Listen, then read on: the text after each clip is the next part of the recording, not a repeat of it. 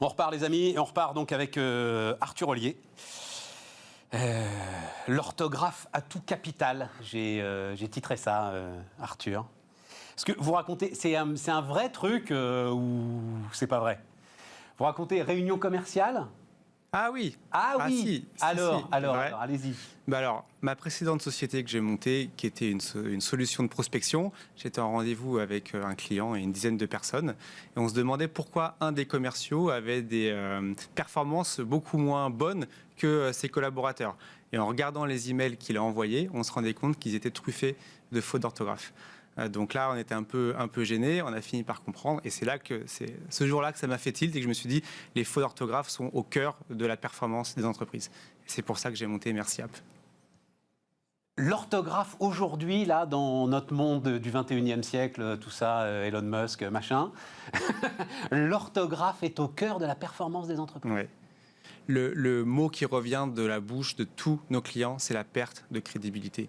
Et quand on perd en crédibilité à tous les niveaux, que ce soit les commerciaux qui font moins de chiffre d'affaires, le support client qui a une performance en termes de satisfaction, NPS, etc., qui est moins bonne, les RH qui arrivent à moins capitaliser sur des nouveaux talents, les managers, les dirigeants d'entreprise qui doivent lever des fonds, trouver des prêts, convaincre en interne. Quand on fait des fautes... Les managers, Mais ça arrive de faire des fautes. 78%... Ils en anglais s'ils lèvent des fonds de toute façon. Non, il y a beaucoup de fonds. Il y a beaucoup de fonds en France, c'est faux. Et 78% des actifs estiment faire des fautes d'orthographe régulièrement. Ouais. Et ça a un impact direct sur leur crédibilité. Et donc ça veut dire que les 22% qui pensent qu'ils en font pas, c'est qu'ils... Ils en font encore plus que les autres, mais ils ne le voient pas. C'est qu'ils n'ont pas encore mis Word, c'est qu'ils ne travaillent pas sous Word. Alors, on va y aller. Donc, vous avez fait, donc, merci. Alors, vous êtes, comme on dit, serial entrepreneur, Arthur. C'est-à-dire... J'ai monté plusieurs sociétés, oui. Combien? Oui, 2 en tout. Là, c'est la 3e. Là, c'est la 3e. Enfin, vous n'êtes pas vieux, en plus. Enfin, je sais pas... C'est la 30aine. Ouais, voilà. Ouais. Ouais. Ben, c'est quelque chose qui est en moi depuis le début. J'ai fait mes études en école de commerce. En école de commerce, à la 3e année, j'ai monté ma première boîte. Je l'ai revendue à la 5e année. J'ai adoré ça et je ne me voyais pas faire autrement. C'est dans mes gènes, dans mon ADN. Mais quand vous faites... ça m'a bien fait marrer d'ailleurs, Datananas. C'est des noms qu'on ferait plus, ça, j'ai l'impression, aujourd'hui. Il y avait une époque où les startups étaient un peu plus rigolotes, quand même. Oui, c'était un peu plus folklore. C'était 2014. Voilà. On se prenait moins la tête sur les anglicismes dans les noms, l'international. Voilà, et donc, alors logiciel de prospection B2B, ça m'intéresse énormément, moi. Enfin, j'ai un slogan, moi, c'est « Vive les vendeurs ». Mais elle marche bien, cette entreprise. Très bien. Mais alors, pourquoi est-ce que vous la revendez pour faire autre chose ? Parce qu'il y a un moment, ça vous ennuie, en fait. Il y a un moment, la gestion... Non, mais c'était tout un cheminement. On a connu une société qui s'appelle Sarbacane qui a décidé de racheter Datananas. On a eu un coup de foot professionnel avec Mathieu Ternus, qui est le PDG de Sarbacane. Et en fait, nos activités étant très complémentaires, ils ont décidé de racheter Datananas. On a fait une super transition. Et Mathieu est d'ailleurs au board de Merci App. Donc, tout se continue au fur et à mesure et on garde des liens très forts. Et ça confirme ce que, enfin, maintenant, j'ai une certaine expérience des entrepreneurs, à quelques exceptions près, oui, d'accord, on en trouve toujours, mais à quelques exceptions près, un entrepreneur qui rentre dans un grand groupe, une fois, comme vous dites, la transition faite, il ne peut pas rester. Quand c'est dans notre ADN, je pense que c'est très compliqué de rester. Ouais. On a toujours une idée qui traîne, on a toujours envie de repartir au charbon de l'entrepreneuriat et ça a été mon cas. Oui. Et alors encore un truc comme ça, ne vous inquiétez pas, on va parler de Merci App, mais une idée qui traîne. Est-ce que c'est Augustin Paluel-Marmont, le fondateur de Michel et Augustin, qui me racontait qu'il se baladait avec un petit carnet et qui notait tous les problèmes de la vie quotidienne. Et que derrière, il disait, il y a une entreprise. Oui, j'en suis pas là, mais c'est vrai qu'au quotidien, nos cerveaux sont en ébullition permanente. Et en fait, on a cette chance, c'est de se dire qu'on arrive maintenant à faire passer d'une idée à une vraie entreprise. Quand on l'a fait une fois ou deux fois, en fait, c'est tellement beaucoup plus simple, on a tellement appris que quand on a une nouvelle idée, on ne peut pas s'empêcher de se dire mais en fait, en 6 mois, je pourrais déjà faire ça, quoi. Et donc, on repart au charbon. Donc, alors, pas trop, parce qu'on ne peut pas en monter 15 non plus, ce n'est pas notre métier. On doit bien les faire développer et les maintenir. Mais c'est vrai que c'est permanent. Alors, pourquoi ce cheminement ? Parce que je suis très surpris qu'un entrepreneur aguerri s'attaque, parce que, donc, une application pour corriger l'orthographe, mais enfin, Word fait ça très bien. très Et bien. on écrit tous sous Word aujourd'hui Ou Outlook, mais c'est la Outlook, même technologie, c'est Microsoft oui, qui est derrière, ou Gmail, oui. Pourquoi faire ça? Notre mission, c'est d'aider les 300 millions de francophones à ne plus faire de fautes d'orthographe, à écrire avec plus de style et plus rapidement. Quand on met un texte, que ce soit donc dans Word ou dans MerciApp, on se rend compte que MerciApp trouve 3,2 fois plus de fautes que Word. Pourquoi? Parce que eux, ils sont basés uniquement sur de l'intelligence artificielle, ce qui est bien et ça marche, et on en fait aussi, mais pas que. Donc, on a de meilleures performances et on trouve plus de fautes. Donc, quand on écrit dans Outlook ou dans Word, les collaborateurs continuent de faire des fautes d'orthographe et perdent en crédibilité. C'est pour ça qu'ils installent MerciApp et qu'on est en forte croissance aujourd'hui. Attends, j'ai demandé à parce qu'ils nous ont envoyé là une petite vidéo. Donc, Paul a défini un programme qui a retenu l'intention du jury. L'intention, évidemment, pas l'attention. Exactement. Ça, Word, par exemple, ne le corrigera pas. Non. C'est ça. Attention et intention. Ouais. Ah ouais, très très bon exemple. Les pléonasmes, les paronymes. Il défendra son projet original et aura peut-être, là c'est un petit tiret, bon c'est pas très grave ça, Oui, c'est gentil, mais ouais, c'est gentil, hein, l'opportunité de pouvoir pléonasme. accéder à la L'opportunité de pouvoir, c'est un pléonasme. Ouais. Donc en fait, et aura peut-être l'opportunité d'accéder. Exactement. Donc, nous, on propose ça. l'aurais Donc, c'est fait, pour l'opportunité de pouvoir. ça arrive à tout le monde. Ouais. Attends, j'adore. Qui aura lieu mercredi 17 novembre. C'est quoi le problème avec mercredi 17 novembre? C'est mardi 17 novembre, c'est des fautes. Et ça, MerciApp va le corriger. Oui, bien sûr. Au sein SAIN, bon ça ok, d'accord. Et Paul était d'ailleurs très content de nous avoir vus, là, accord grammatical basique aussi, mardi dernier. Basique pour certains. Oui, Mais on fait de plus en plus de fautes au quotidien. Les nouvelles générations cette en font de faute-là plus en aussi. plus. Non, mais ça, on va en parler, mais cette faute-là aussi, Word la corrige. Nous avoir vu l'accord de participe passé. Pas toujours. Auxiliaire à voir. Pas toutes. toujours. Non, pas toutes. Et alors, pourquoi vous y arrivez quand eux, ils n'y arrivent pas?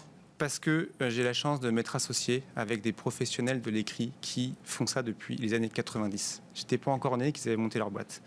Et donc depuis 30 ans, ces passionnés, donc, qui sont mes associés actuellement, ont passé avec une équipe de 10 ingénieurs et linguistes 30 ans à mettre en place des moteurs de correction d'orthographe, de grammaire, et c'est la grammaire dont il est question principalement en français, c'est le plus complexe, de typographie et de style. Donc, de style, c'est le fameux exemple qu'on vient d'avoir où j'ai acheté un petit coffret, on ne dit pas un petit coffret, c'est soit un coffret, soit un coffre, ou un petit coffre. Tous ces pléonasmes-là du quotidien, on permet de les éliminer et d'avoir une expression écrite qui est limpide. Et est-ce que vous devez vous amuser à ça, à passer Balzac ou Flaubert dans MerciApp? On l'a pas fait, non. Ah, il faut le faire, ça doit être sympathique. Mais on a des maisons d'édition qui sont clientes chez nous, Flammarion, Gallimard, etc., qui utilisent notre technologie. Ils ne sont pas clients de MerciApp directement, mais ils utilisent notre technologie. En marque blanche, alors? En marque blanche, exactement. On a beaucoup de grands journaux quotidiens qui le sont également. Parce que nos moteurs sont vraiment extrêmement puissants. C'est pour ça qu'on arrive à faire aujourd'hui mieux que ce qui existe dans Outlook et que les entreprises décident massivement de s'équiper. Il y a aussi Reverso qui est sur votre il y a aussi Reverso. Domaine d'excellence avec le formidable Théo Offenberg mais qui est comme vous. Il y a une passion quand même, non, autour de... À la base, oui. On ne peut pas faire ce métier sans être passionné par la langue. Moi, je me suis pris de passion pour ça depuis maintenant 1 an et demi, que je suis dans le dur et que j'apprends au quotidien. C'est passionnant. Je ne sais pas ce qu'était un paronyme, je ne sais pas ce qu'était un homophone. Je ne sais pas ce que c'est. Un homophone, c'est son... Non, un paronyme. Le paronyme, je ne sais plus. En revanche, l'homophone, c'est un mot qui se prononce quasiment pareil. Par exemple, le bracelet qui a été enfui dans le sable. C'est ça. Au lieu de enfoui. Ou l'attention ou l'intention, tout à l'heure dans ton exemple. Ce sont des mots qui sont très proches à l'oral, mais qui ont une différence avec homophone ou paronyme. Et paronyme, je le trouverai pour la prochaine fois. Ça doit être des paronymes, ça doit être des significations. Bon, on regarde. Demain, je vous dis ce que c'est. La prochaine fois, on ne va pas attendre la prochaine fois. Hein. Demain, je vous dis. Ça se dégrade, enfin... En fait, tu sais, cette fameuse phrase-là, je ne sais pas de qui elle est d'ailleurs, la science des imbéciles. L'orthographe, c'est la science des imbéciles. Il y a un peu de vérité là-dedans, quand même. Il y a un peu de vérité, mais en fait, c'est discriminant, je trouve, de le formuler comme ça. On fait de plus en plus de fautes et les nouvelles générations en font de plus en plus. Et est-ce qu'on ne va pas apprendre à vivre avec, d'une certaine manière Ça dépend à quel point. En fait, il y a des petites fautes qui peuvent passer, mais en fait, quand le gap est trop élevé, trop grand, et qu'on comprend de moins en moins ce que la personne veut écrire, c'est très problématique. C'est pour ça que attention et intention, c'est sans doute un très bon exemple, parce que là, c'est le sens qui est transformé en profondeur. Exactement. Alors d'abord, le modèle économique, qui paye Merci. Alors, on a un modèle qui est 100% gratuit pour les collaborateurs qui en ont besoin à titre personnel. Et s'ils ont des besoins plus avancés, on leur permet d'avoir un modèle payant à 8 € par mois et par collaborateur, dans lequel il y a des fonctionnalités supplémentaires. Mais ça, c'est une offre pour les entreprises. Exactement. Mais je pense aux étudiants là, qui sont en révision, ils vont... qui écrivent leurs mémoires. Ils écrivent, là, ils sont en train de pondre leur page, que leurs parents lisent le soir en se grattant la tête parce qu'ils n'ont pas le droit d'oublier des fautes.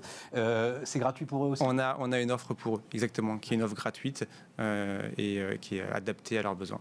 Et l'évolution derrière naturelle vers la traduction, par exemple, c'est quelque chose qui vous intéresse ?